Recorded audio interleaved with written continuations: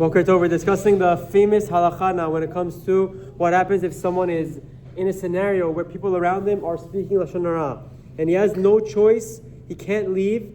He tried rebuking, they wouldn't listen, or we spoke yesterday, if you would rebuke, they would speak even more. What do you do now? So the halacha continues and gives even more scenarios, and these are the famous halachot from Chafetz Chaim. He says, if they will react to his rebuke by speaking even more Lashon Hara and heaping more scorn on the subject, the listener should not rebuke them. He is best off remaining silent. So again, step number one is you try to stop them. You're in a group, they randomly came over and they start speaking negatively Lashon Hara.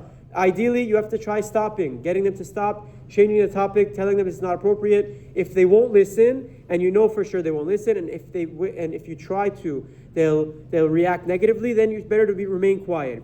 If it can change the subject or get them to stop speaking negatively in some other fashion, he is certainly required to do so. As with any avera, one must do whatever possible to cause a person to desist from transgressing. So again, the next category would be, okay, if you can't rebuke and they won't accept any rebuke, the next category is you try to change the topic, and that's obviously easier in our society, with everyone is thinking about a million things. But you need to be smart, whether you should change it to talk about sports, about politics, whatever it is.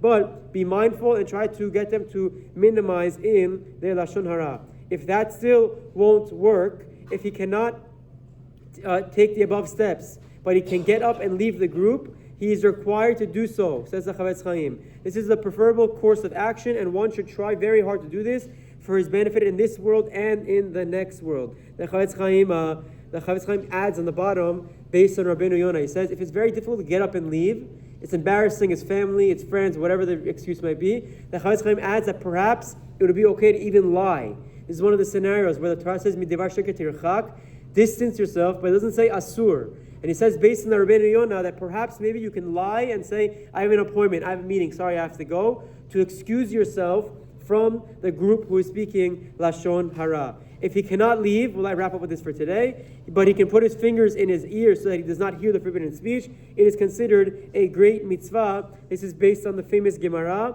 where was it here? The Gemara in Ketubot, Daf Hamud Bet, in the name of Rabbi Elazar. Why are a person's fingers similar to pegs? Because you can put them and clog your ears if someone is so if he hears improper words that he can place his fingers in his ears. It was said in the study hall of Rabbi Ishmael, why is the whole ear stiff while the earlobe is soft? So that if a person hears inappropriate words, she should bend his earlobes into the ear. So the famous Gemara, and the Chafetz Chaim brings it la halacha, that if you have no choice and you can just literally try to prevent yourself from hearing it, it's a great mitzvah to do so. We'll wrap up with this scenario tomorrow. Have a wonderful day and Chazak U'Baruch.